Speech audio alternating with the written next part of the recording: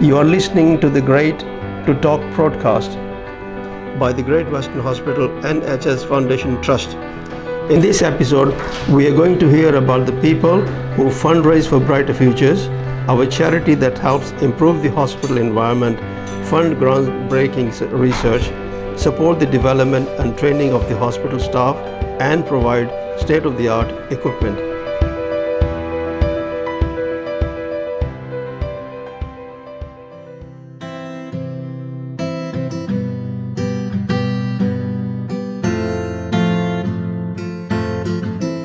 I'm Lisa Atting. I'm currently Great Western Hospital's temporary staffing manager.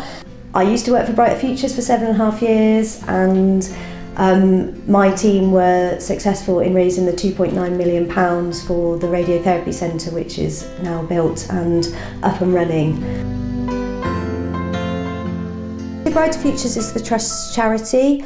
It supports the whole hospital with projects, so Brighter Futures can top up over and above what the NHS budget allows. For example, we can improve the environment. So in the new urgent treatment centre, for instance, funds that were donated to Brighter Futures have gone on to put the new sort of sky ceilings in there, and also the Change in Places facilities, which was campaigned for by the Mums on a Mission for people who can have their, it's difficult to change an adult on a disabled toilet floor, so that was really, really, really needed at our trust, and luckily the Mums on the Mission campaign for it, Brighter Futures donations went forward to build that, and very proud to be part of that team. My name's Julie Roth, and I've had some really good experiences at the Swindon Great Western Hospital. The last time I was in urgent care, the care was absolutely amazing. The doctor that night actually told my mum if I hadn't have been rushed in at that time, I wouldn't have woken up the next morning. So it changed my life for the better almost, but the care here is absolutely amazing, and I still don't know what that doctor's name was, but she saved my life that day, and I always know that I'll be looked after here no matter what the injury or illness. When enroll in Brighter Futures, always we put on our events, so you're constantly, you're taking part in those events as well as organising them. There was times when you're offered a place, like there was places for for a cycling challenge, and if no one in the community picks it up, I'll be like, yeah, I'll do that, and you end up having to cycle 70 miles even though you're not a cyclist, and I can tell you that was one of the hardest things I've ever done in my life. But doing a challenge like that has spurred me on to keep wanting to challenge myself and raise money for Brighter Futures and raise the awareness of what those funds can do to support our local hospital and make it the best that it can be. At the end of the day, my family, my friends and myself have to use the services here, and I want it to be the best that it can be.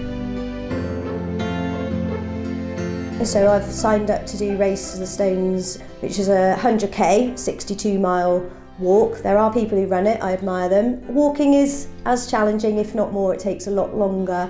But putting something like that walk in is I've got work which I'm focusing on, but outside of work it really does give me a focus to the training, what I'm eating, all of those things, all those good things for your mental health, I'm getting from that walk. Plus the fundraising, so I'm raising awareness about what we're doing here at the Trust with respect to the Way Forward programme, and I'm absolutely invested in healthcare in Swindon, because as I said, this is where my family and friends, if they need healthcare, this is where they're going to come.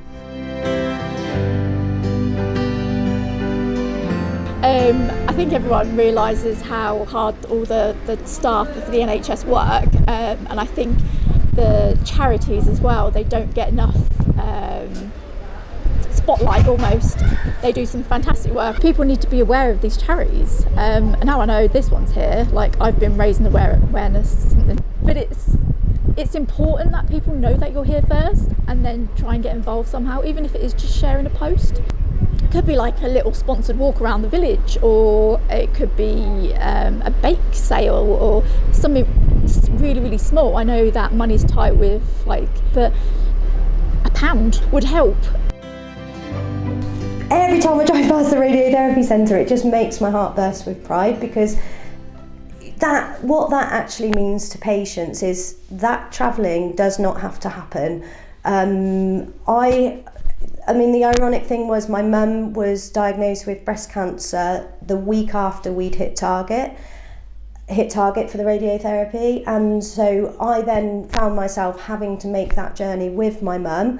She did have a good outcome, but we had to go to Oxford for the radiotherapy journey. So it really brought it home. And then having done that, and then knowing that that's there, and the people who get treated here in Swindon for radiotherapy now, I just know how much that means to people.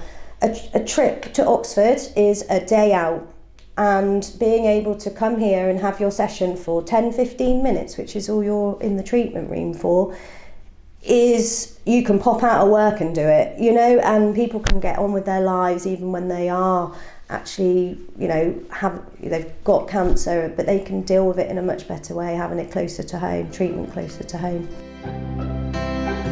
Working in a fundraising team, you open the post in the morning, and sometimes you would get a big check through the post that you wasn't expecting. Amazing. So from companies, large trusts that we'd written to, things like that.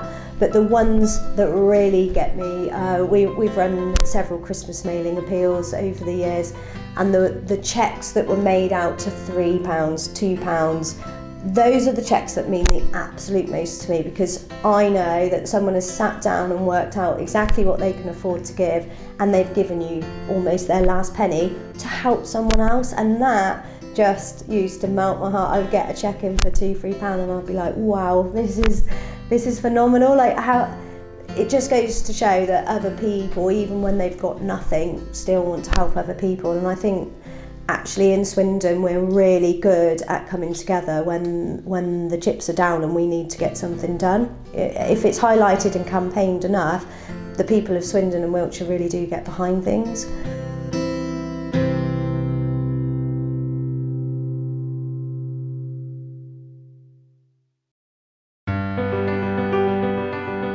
This was the story of our charity, Brighter Futures. Find out more about Brighter Futures by visiting www.brighterfuturesgwh.nhs.uk. More episodes of Great Talk are available wherever you find your podcasts, and click subscribe to automatically download future episodes.